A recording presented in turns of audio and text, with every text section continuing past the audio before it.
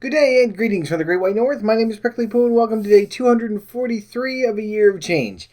Today we're going to get back to the sciencey shit that we've been doing before. We sort of really gotten away from that a little bit.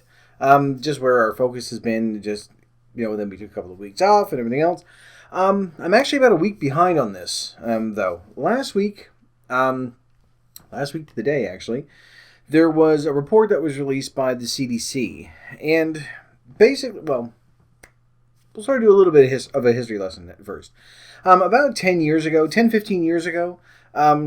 saw that the obesity problem, just in North America in general, was starting to sort of not slow down so much, but peter off. Not that it was leveling off and that new people were becoming obese, but it was starting to slow down a little bit, that it wasn't as bad as it was, 10 years earlier.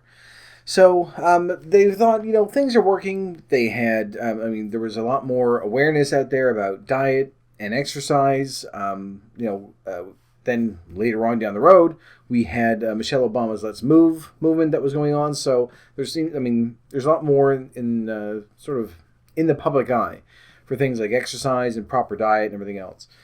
But what they found is that with this new study, they went through a survey of about 5,000 people, and they found that those rates have steadily been rising again.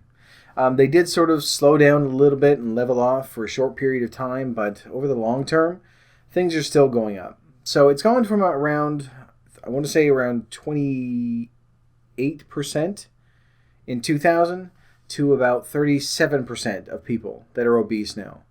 So we're at, over a third of people are considered obese. This isn't including people that are just overweight either. This is people that are obese.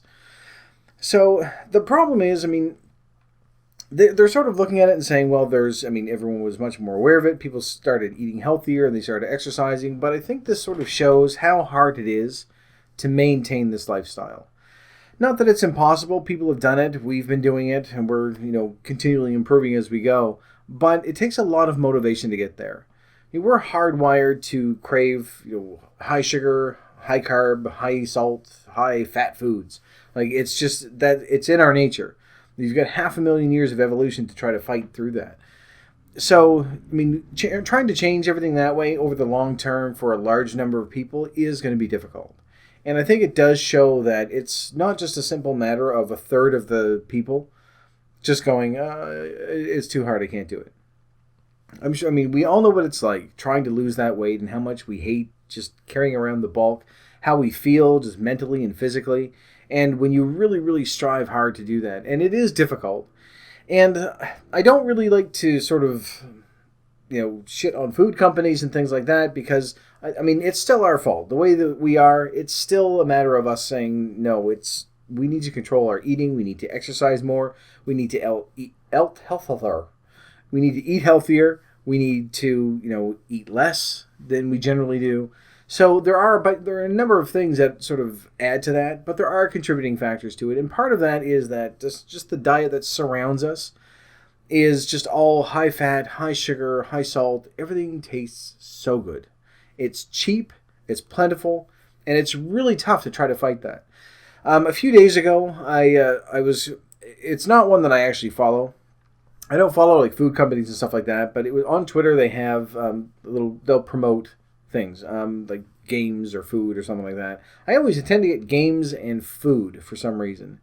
And I don't get anything like travel or books or anything like that. So anyway, the food I can understand. I don't know if they're looking through what I'm sending out on Twitter, but there was this one that was popped up. It's an ad on Twitter, and I sent it back out, so you can go and look at my Twitter feed and you'll see it. There was something it was Pizza Pops that wrapped up with this. If you buy 4 Pizza Pops, they've actually already put another chocolate bar, a chocolate bar, not another one, a chocolate bar in the box with it. So you're buying pizza and you get a chocolate bar with it. And it's stuff like that. Those are the times that I really want to say, no, it's a product. They know, what people want. So of course they're going to advertise to it. But when you look at something like that, it's really tough to really defend that in any way. and say, okay, I can understand you packing all your stuff up, and you have your chocolate bars separate. We understand that you can produce and sell whatever you want. When you start combining them and just saying, come buy our stuff, we'll give you more junk food on top of the shit that we're already feeding you. It's really tough to try to defend that and say, well, no, it's just part of the marketing. Because that's really sort of going well over the top. And to a point where you could have done without that. Really, you really want to add that in there.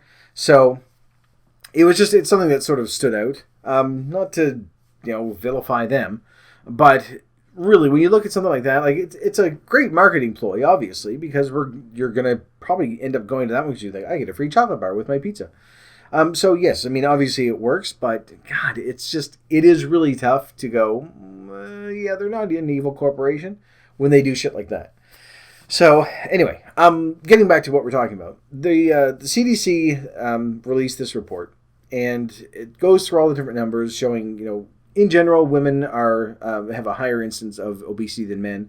I don't think that's changed very much, but they have actual numbers to sort of support that along with it.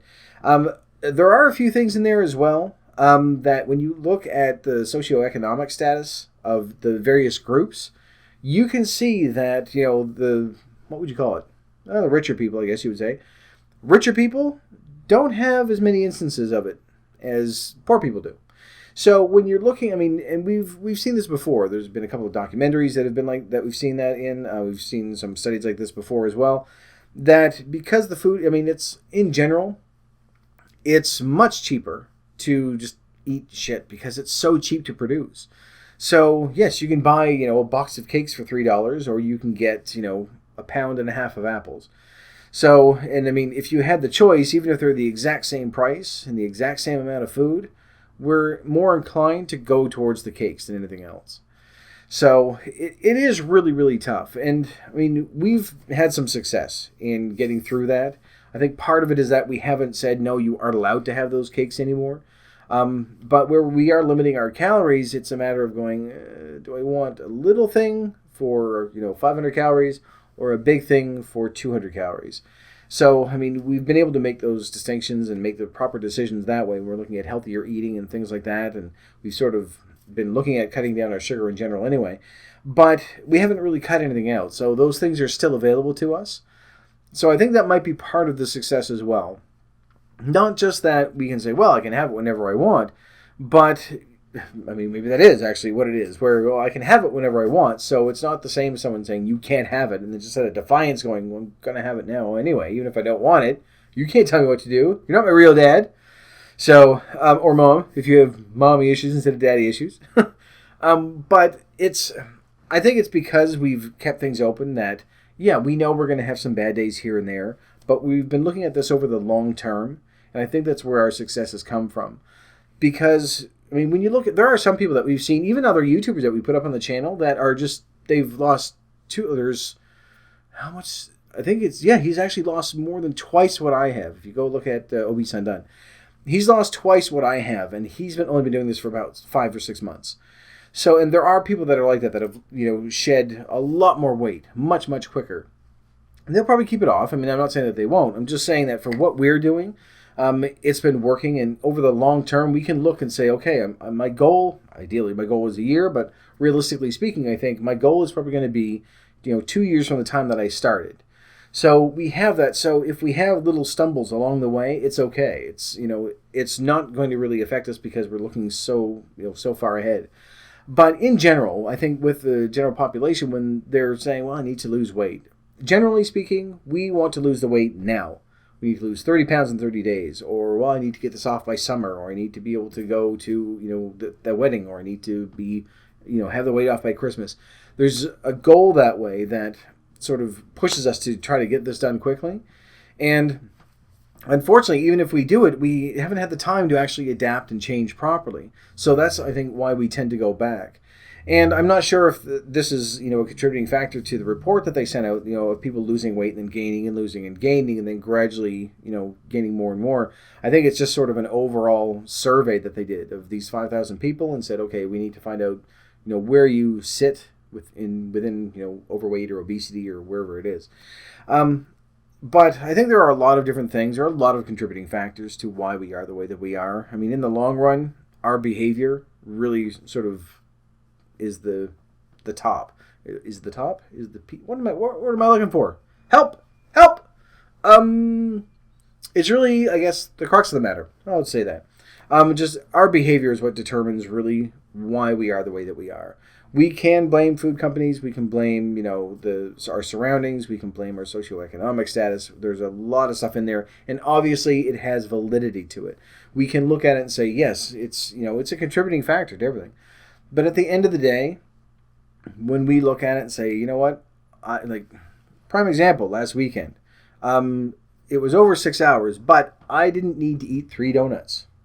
I mean, it's still much better than sitting and eating a dozen donuts by myself within an hour. But it's that sort of thing where you look at it and say, you know what? I didn't have to do that.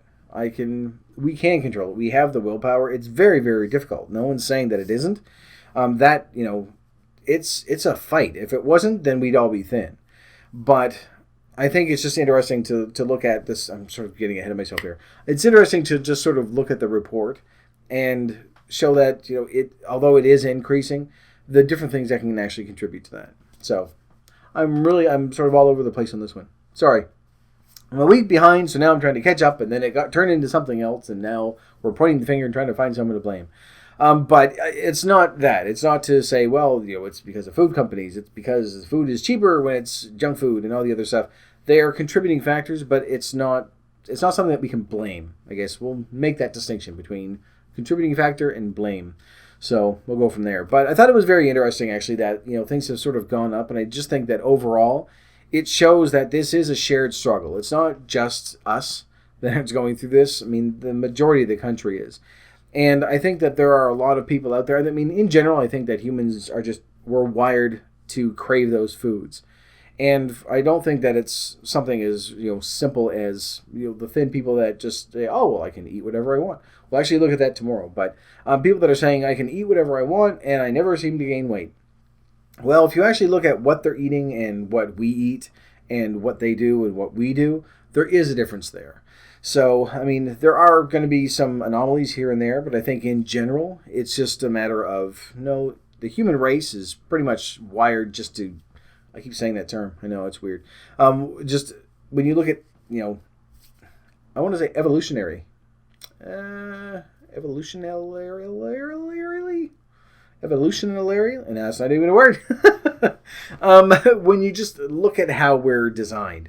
No, that sounds even worse. Stick with evolution, all right? So from, 500,000 years onward, we're driven by, we want something that's very calorie dense, we want something that has lots of sugar, lots of fat, all the good stuff in there. I think everyone is like that. And the people that are just sort of the outliers, those are the ones that, they find it easier to resist that just from their eating habits or from their lifestyle, they don't run into that. Anyway, I'm getting ahead of myself. We'll look at that again tomorrow. But for right now, I'm going to leave this video here. I'm going to put a link to the story below in the description, as well as a link to the actual report from the CDC. So you can go up, you can take a look at it. It's very short. It's only 2 or 3 pages long, and there are some graphs in there. It'll show you the different, ethnic groups and everything else. And then just sort of a little blurb for the story that goes along with it.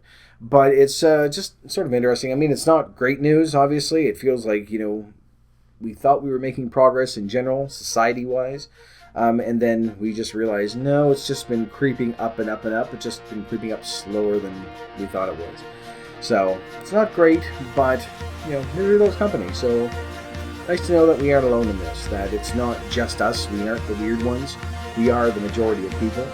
And anyway, I'm looking at myself. Anyway, I'm going to leave this video here. So thank you very much for watching. If you liked it, please poke the like button for me. And in the meantime, keep yourself warm and fuzzy, and I will see you in the next video. Bye-bye.